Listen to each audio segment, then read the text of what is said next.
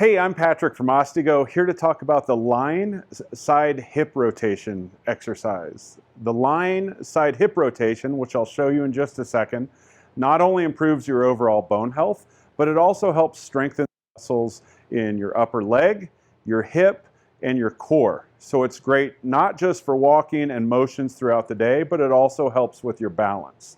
Now, before we get started, a quick safety reminder, as always, is to always maintain a nice neutral and straight spine. While exercising, you never want to bend forward and you never want to twist the spine. Also, in this exercise, we'll be moving through space and getting down onto the ground. So I want to point out that normally I would say to keep a nice neutral gaze and keep your eyes straight ahead of you. But what we really want to do is keep those eyes and our chin at a 90-degree angle to our spine. So in this example, I'm going to rotate forward at my hips. But as you can see, I'm maintaining a nice straight spine, and I'm keeping my eyes and my chin at a 90-degree angle to my spine. So I can stand up further, I can rotate down, but either way, I'm keeping a flat back and a neutral neutral chin and eye, and that is what helps keep your neck in a neutral position as well. So now that we've covered that, this is the lying side hip rotation. So we'll be performing it lying on the ground on our side. The first thing to do is to get down onto the ground. The way I like to do it is to put one foot in front of the other, and then put both hands on top of each other, one on top of the other, and then place both of those on your forward knee. And as you can see here, I'm rotating forward at my hips, but keeping a nice neutral spine as I do so, and I'm keeping my eyes and chin at a 90-degree angle to my spine. Now with my hands, I'm going to press against my knee, and I'm going to use that pressure to be able to slowly lower myself down onto the ground.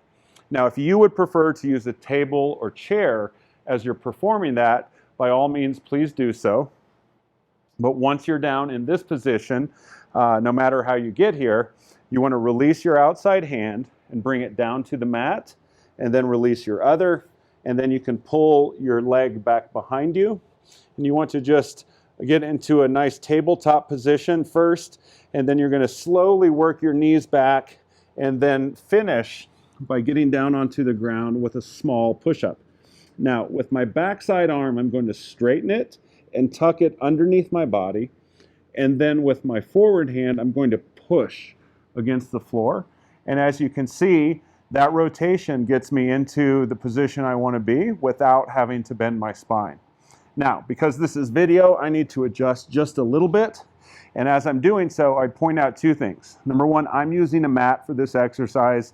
You can do it on your carpet, you can do it on your kitchen floor without a mat, whatever you would prefer.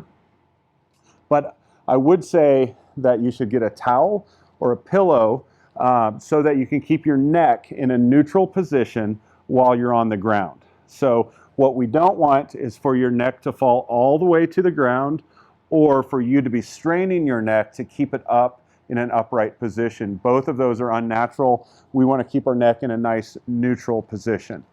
Now, for the exercise itself, two things. Number one, I want to wrap my lower arm around my torso.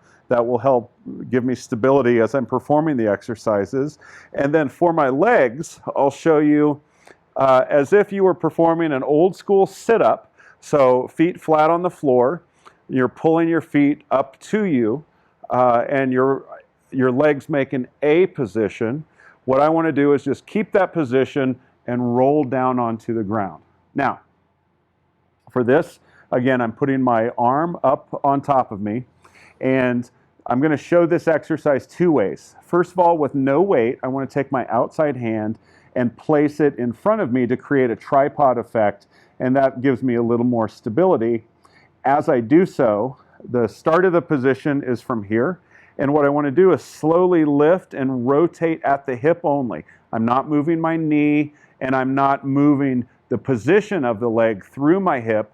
I'm simply rotating the hip up into the air. Now, I'll show this on a 4-count movement, which is how we'll do it in our classes. and that is 1, 2, 3, 4, 1, 2, 3, 4. And that is the side hip rotation. Now the second version, if you'd like a little more challenge, is to grab a weight and with your hand just hold that on your leg about midway through your thigh. Be sure not to let the weight move because that can create some danger, but just hold it in place with your hand. And an example of this would be 1, 2, 3, 4, 1, 2, 3, 4. And again, that weight just adds a little bit extra weight, actual weight to your leg, which makes it a little bit more challenging. So that being said, now we're going to show you how to get back up, and that's simply to straighten your leg, and I'm going to straighten my arm down beside me and put this plant hand back in front of me and rotate forward, and then that will allow me to pull this arm out from underneath and get back into a push-up position. And then I'm slowly going to raise myself up onto my knees and then pull my legs up underneath me into a tabletop position. From here, I'll take one leg and put it up in front of me, and then one hand on top of the knee and slowly push up till I have my second hand on the knee, and then bracing my back foot, I will push forward and rotate up using the brace of my arm. So I do so, again, rotating only at the hip and maintaining a nice neutral spine as you do so. I'll then bring my other foot forward and then finally stand up. And then we're back right where we started. Thanks so much. I appreciate your time. And be sure to check out our website at ostego.com for easy to follow exercise classes that include a variety of great exercises just like this one that are all focused on improving your bone health. Thanks, and we'll see you there.